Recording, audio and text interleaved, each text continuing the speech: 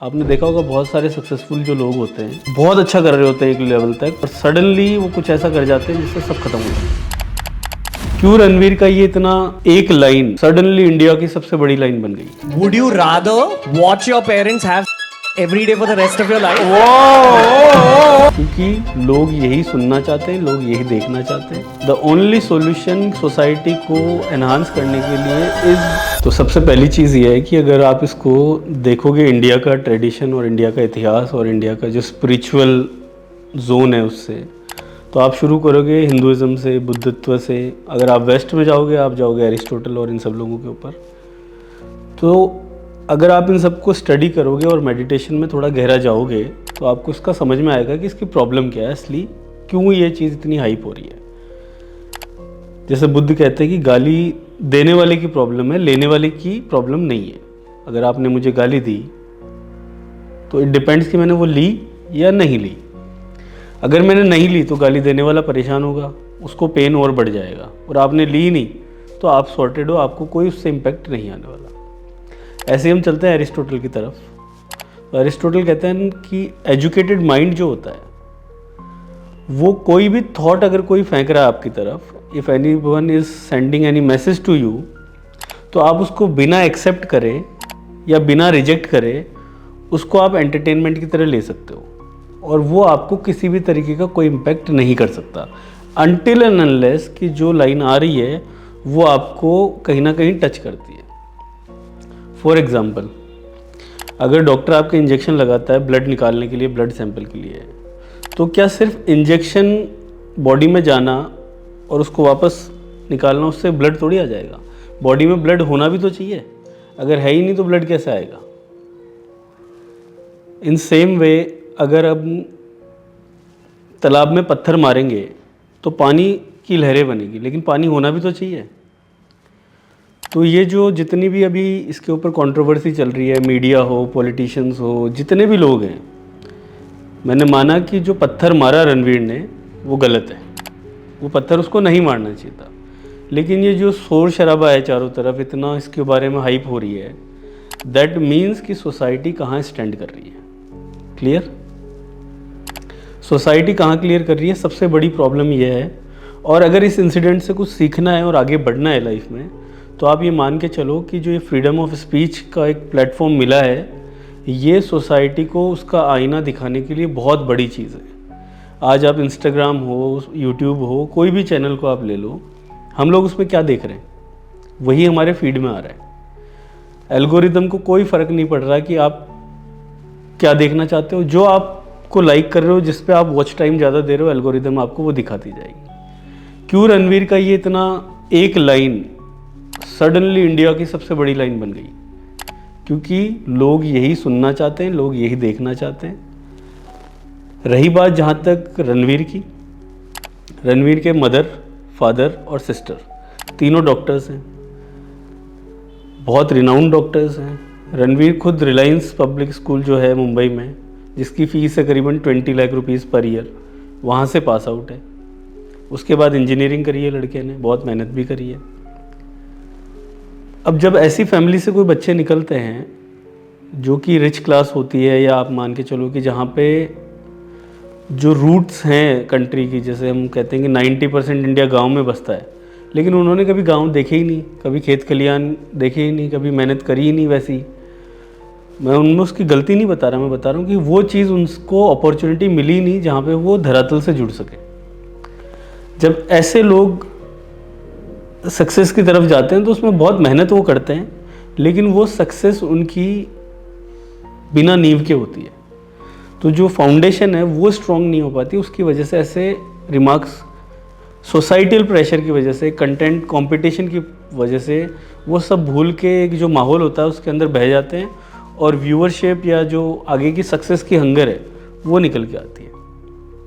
Second जो इसके अंदर चीज़ है कि क्योंकि इतनी सक्सेसफुल फैमिली से और खुद ने बहुत सक्सेस पाई है, इंडिया का वो नंबर 1 इन्फ्लुएंसर है अनडाउटेडली, तो जब ऐसी सक्सेस आदमी को मिलती है तो वो सक्सेस इतनी ऊपर तक चली जाती है कि जो आपके अंदर बिल्कुल जो आपने दबा के रखा है सोसाइटी के प्रेशर से, वो फटने का डर ज़्यादा होता है। आपने देखा होगा बहुत सारे सक्सेसफुल जो लोग होते हैं बहुत अच्छा कर रहे होते हैं एक लेवल तक, और सडनली वो कुछ ऐसा कर जाते हैं जिससे सब खत्म हो जाता है। उसका रीज़न यही होता है क्योंकि सक्सेस मिलते मिलते मिलते मिलते जो अंदर दबाए गए हो आप बचपन से, वो एकदम से फटता है। जब वो फटता है तो आप अपनी वल्गरिटी जो अंदर दबी पड़ी है सोसाइटी के प्रेशर से, आप इतने फ्री हो जाते हो, इतने इंडिपेंडेंट हो जाते हो, इतना आपको वो सब कुछ मिल रहा होता है कि फिर आप सोचते हो अब मैं तो सब कर सकता हूँ, I am the king. Ranveer Allahbadia ने जो कहा वो गलत है, रणवीर सिंह ने जो नूड पोस्ट्स अपनी डाली हैं वो गलत हैं, लेकिन ये सबके पीछे रीजनिंग जो है वो है सोसाइटी और समाज। सबसे पहली बात की आपने मेरे सारी वो देखी अभी तक का जितना भी कंटेंट है, तो we always talk about levels of energy. चक्र जो होते हैं उसके बारे में, निम्न स्तर पे जो चक्र होता है उसको सेक्स चक्र कहते हैं, और 99-98% ऑफ पॉपुलेशन उसी चक्र के ऊपर ऑपरेट करती है। तो ये जो कंटेंट का इतना फैलना which is related to sex, उसका सबसे बड़ा रीज़न ये है कि जो इस चक्र से ऊपर की एनर्जी को एक्टिवेट कर लेते हैं उनके लिए sex is a word like any other word. उनको कोई वो वर्ड सुन के कुछ भी नहीं होगा। लेकिन जैसे ही जो सेक्स सेंटर पे ही है, जो अभी तक उससे ऊपर नहीं बढ़ पाया है, मेडिटेशन नहीं करा है, कभी प्रेम नहीं कर पाया है, कभी ऊपर की ऊर्जाओं को जान नहीं पाया है, कभी कोशिश ही नहीं करी, वो उसके अंदर चाह के भी उससे बाहर नहीं आ सकता अनटिल अनलेस कि हम उस कंफर्ट से बाहर निकल के और हमारे ट्रेडिशन से, हमारे मेडिटेशन से इनसे जुड़ सके। और वो सबके बस की बात नहीं है मेडिटेशन से जुड़ना। अभी तो काफ़ी सारे ऐसे लोग हो गए जिनसे मेडिटेशन बहुत इजीली अवेलेबल है। ओशो की जो क्रांति थी उसने मेडिटेशन पब्लिक के लिए ओपन कर दिया। अदरवाइज़ पहले तो जो मेडिटेशन होते थे it was a very secret thing, कि सोसाइटीज़ होती थी। बुद्ध के ज़माने में वही लोग कर पाते थे जो संन्यास ले लेते थे। अभी तो you can put up A guided meditation video या कुछ भी आप घर पे 15 मिनट कर सकते हो। तो इट रिक्वायर्स अनकम्फर्ट। उस अनकम्फर्टेबल में जब आप कंफर्टेबल होगे तो आपकी एनर्जी बढ़ सकती है। लेकिन अभी सेक्स सेंटर पे ही है, तो वो जैसे ही कोई सेक्सुअल टॉक या सेक्सुअल जोक या सेक्सुअल कुछ भी आपके पास आएगा वो आपको ट्रिगर करेगा। जैसे ही वो ट्रिगर करेगा आप रेस्पॉन्ड करोगे। वो जो रेस्पॉन्स है, जो पब्लिक का भी जो आउटरीच है, इट इज़ नथिंग बट हमें दिखा रहा है कि पब्लिक के दिमाग में कितना ये भरा पड़ा है। और इसके काफ़ी सारे और भी एविडेंसेस हैं। हमारे जो कंट्री है, तो हम कह सकते हैं कि वर्ल्ड की हाईएस्ट रेप रैंकिंग कंट्री है, उसके ऊपर हम मौन हैं। हम जब रणवीर जैसे लोग कमेंट करते हैं तो हम उसके ऊपर इसलिए भड़क पाते हैं क्योंकि एक मुर्गा मिल गया। लेकिन कितने लोग हैं जो हम में से भड़क रहे हैं, जो अभी वो जो मेडिकल कॉलेज में हुआ कर्नाटका में, वो बात आई चली गई, पॉलिटिकल पावर से सप्रेस हो गई। डेली रेप रेट जो है वो बढ़ती जा रही है, हम कुछ नहीं कर पा रहे हैं, हम लोग उसके बारे में कुछ नहीं बोल पा रहे। और इसके लिए punishment is not the solution. The only solution society को एनहांस करने के लिए इज़ एंड ओनली मेडिटेशन। अगर आप मेडिटेशन में जाओगे तो आपका एंगर ख़त्म होगा। जैसे हमने बात करी थी, मेरी पुरानी काफ़ी एक सेशन हमने किया था फोर्स वर्सेस पावर, कि कैसे आप अपनी इंटरनल फोर्स को एनहांस कर सकते हो और ये जो भी बैड हैबिट्स है वो आपकी ऑटोमेटिक ड्रॉप होती है। पावर से आप कंट्रोल कर सकते हो। जैसे आप कंट्रोल करोगे, सामने वाले को सप्रेस करोगे और वो चीज़ें और तेज़ी से उभरेगी। तो punishment is never a solution, never have been a solution. आपको इसकी अवेयरनेस बढ़ानी पड़ेगी, जीवन को होश से जीना पड़ेगा। जो पॉलिटिकल सिनारियो है उसको भी हमें समझना पड़ेगा कि पॉलिटिकली जो इन्वॉल्व लोग हैं, जैसे संसद में ये मैटर उठा, या किसी सीएम ने कुछ लेटर लिख दिया, या किसी एमएलए ने कुछ लिख दिया, क्या इन सब से कुछ डिफरेंस आने वाला है? आप ये देखो कि सोशल मीडिया इतना पावरफुल बन चुका है कि कोई अगर कंटेंट कंट्रोवर्शियल चल रहा है तो उसमें सीएम या बड़े बड़े जो राजनीतिक पदों पे लोग बैठे हैं वो भी उसमें फटाफट अपना फीडबैक देते हैं ताकि वो उस लाइमलाइट में आ सके। आज जितने भी लोग इसको लेके गए कि इस सीएम ने ये बोल दिया, इस एमएलए ने, इस एमपी ने, वो सबको पता है, उनकी पीछे पीआर टीम चल रही है कि इस पे अगर आप बोलोगे नहीं तो आप पीछे रह जाओगे इस रेस से। उनको कोई लेना देना नहीं है। संसद में मैटर उठा तो कितने मेडिटेशन सेंटर खोलने की बात हुई, कितने इसके सॉल्यूशंस की बात हुई। कहीं भी पॉलिटिकल लेवल पे अगर ये मैटर उठा तो क्या सॉल्यूशंस हुआ। रणवीर को जेल में डालना इज़ नॉट ए सॉल्यूशन, या कंटेंट क्रिएटर्स को जेल में डालना इज़ नॉट ए सॉल्यूशन। ये लोग तो आपको आईने की तरह दिखा रहे हैं कि सोसाइटी इस चीज़ को लेके बड़ी खुश होती है। यही सोसाइटी का लेवल ऑफ अंडरस्टैंडिंग है। जो समझ है सोसाइटी की वो सेक्स तक ही लिमिटेड है, इससे ऊपर सोसाइटी सोच ही नहीं सकती। तो कंटेंट क्रिएटर क्या करेगा, वो कंपटीशन के लिए वही कंटेंट बनाएगा जिस लेवल की सोसाइटी है। जो मांग रहा है वही मिलेगा, जो डिमांड है सोसाइटी की वही सप्लाई वो लोग कर रहे हैं। तो as a society we have to think, understand and find solutions to raise our awareness. जो सबसे डरावनी चीज़ मुझे देखने को मिली है, क्योंकि आप लोगों को इसके ऊपर हमें डिस्कशन करना था, is the role of media. Rajat Sharma को मैंने कल सुना इंडिया टीवी पे, और भी काफ़ी बहुत तेज़ तेज़ बोलते हैं, कान खा जाते हैं, गंदगी, ये अश्लीलता, वो। और अगर आप उनको बिलो द लाइन्स या बिटवीन द लाइन्स पढ़ोगे तो यू कैन अंडरस्टैंड कि उनका जो जेलसी फैक्टर है सोशल मीडिया को लेके, कि मेन स्ट्रीम मीडिया उसकी वजह से काफ़ी लोअर चली गई है, वो इतना फूट फूट के निकल रहा था कि जैसे Ranveer Allahabadia is no less than a terrorist, as if he has blasted something big. भैया रोज़ इतनी मौतें हो रही है, इतने एक्सीडेंट हो रहे हैं, आप क्यों, कौन सा प्राइम टाइम शो है जो सिर्फ रेप या वुमन को जो प्रॉब्लम्स है उसको लेके ऑन एयर आ रहा है। रोज़ एक शो नहीं है जो वुमन के इश्यूज़ को लेके लगातार चल रहा हो, कि भाई रजत शर्मा या जितने भी बड़े मीडिया चैनल्स के ऊपर लोग हैं, कोई ऐसा शो उन्होंने डिज़ाइन नहीं कर रखा कि ये प्रॉब्लम है और इसकी मैट्रिक्स यहाँ है, इतने सॉल्यूशंस हुए हैं। सब सिर्फ जो फ़ायदेमंद चीज़ है, सिर्फ जो टीआरपी बढ़ाए, सिर्फ जो किसी पार्टी को फोकस करते हुए उसकी तारीफ़ कर दे, या जो उनके लिए बेनिफिशियल है, सिर्फ वहीं तक उनकी लिमिटेड है। और ये डेमोक्रेटिक कंट्री के लिए बहुत बड़ी प्रॉब्लम है।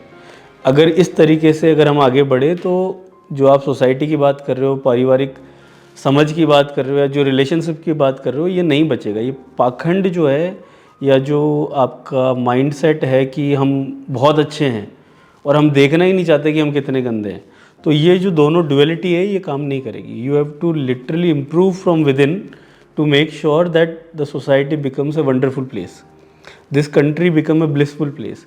सब एक दूसरे से मिलें, हंसे खिलें, सब अपने में मस्त रहें, एक आनंद का संचार हो, एक एनर्जी पॉजिटिविटी की तरफ हम चलें।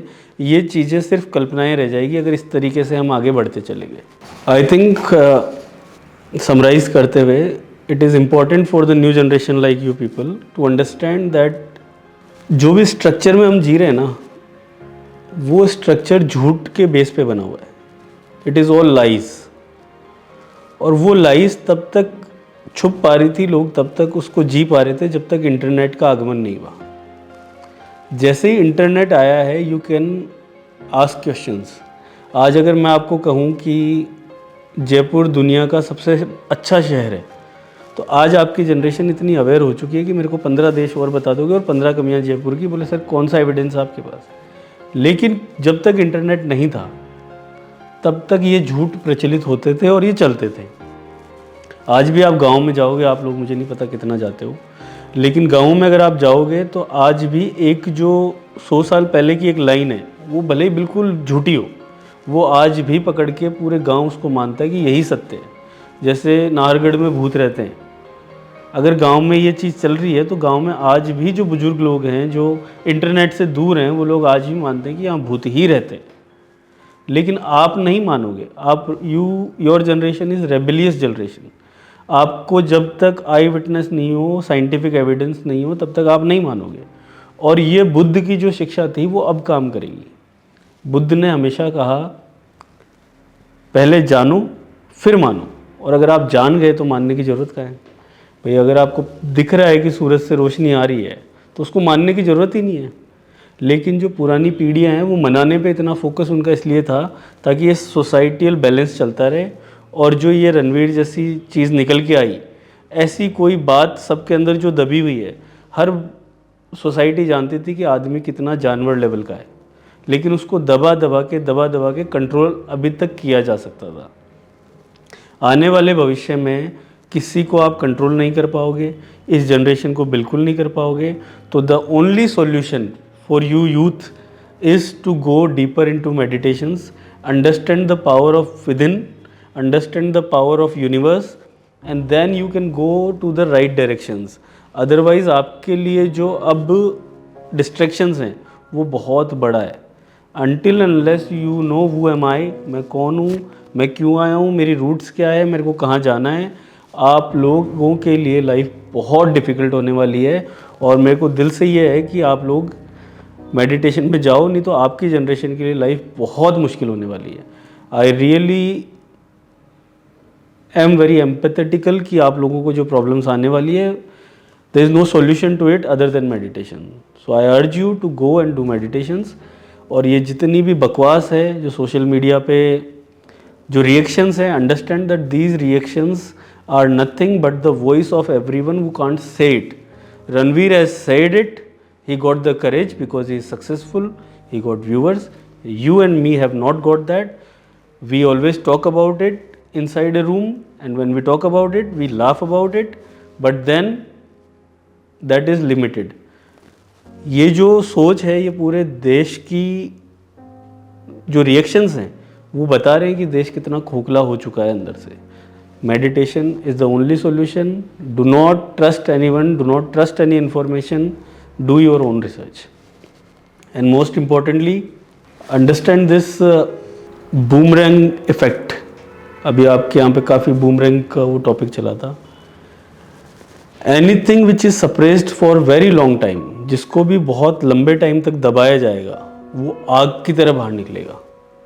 और जब वो निकलता है तो बहुत मुश्किलें आ जाती हैं। रणवीर ने अपने जो उसका वाइल्ड साइड था उसको बहुत टाइम तक स्पिरिचुअलिटी में ओढ़ा, उसको कई रंग दिए, वो दबता चला गया। लेकिन जैसे ही उसको एक ऐसा एटमॉस्फेयर मिला जहाँ पे उसको एज रियल बनने का मौका मिला, वो फट गया। तो ध्यान रखो कि जो माहौल में आप जी रहे हो सकता है कि आप किसी आश्रम में 10 दिन रहो, वहाँ पे मेडिटेशन एक्सपीरियंसेस आपको अच्छे हों और आप अपने आप को संत समझने लग जाओ। लेकिन वहीं पे फिर जैसे लेटेंट जैसे शो पे आप जाओगे और वहाँ पे आप कैसे अवेयर हो, किस तरीके का आपका होश बना हुआ है, वो बताता है कि आप कंफर्टेबल पोजीशन पे आ गए, आप क्या वाकई में अवेयर हो गए या नहीं हुए। तो अंडरस्टैंड दैट 5 दिन 10 दिन 15 दिन का कोई भी प्रयोग जो है वो एंड नहीं है। और for your generation and specially I am not that old, तो हमारे लिए भी एक बात बहुत ज़रूरी है कि जो भागने वाले बाबा हैं, जो भगोड़े नाथ हैं, जो IIT वाले बाबा हैं, जो अपने पिताजी को कर्ज कर रहे हैं, वो इतने वायरल जो हो रहे हैं, वो भी हमें बताता है कि जो नई पीढ़ी है वो पेरेंट्स को नहीं रेस्पेक्ट कर पा रही, और ये तथ्य है। तो पेरेंट्स को भी उस तरफ एफर्ट मारने हैं कि हम इनसे ऑनेस्ट हो सकें और इनको हम झूठा ज्ञान नहीं दें, हम उनसे एज ए फ्रेंड बात कर पाएँ, हम इनकी प्रॉब्लम्स को समझने की कोशिश करें। अगर पेरेंट्स वो कोशिश करेंगे तो ही ये बैलेंस ऑफ सोसाइटी का चल पाएगा। अदरवाइज जो हार्ड स्टिक्स होती थी, जो पेरेंट्स मार देते थे बच्चों को, that is not going to work in this age of media and information.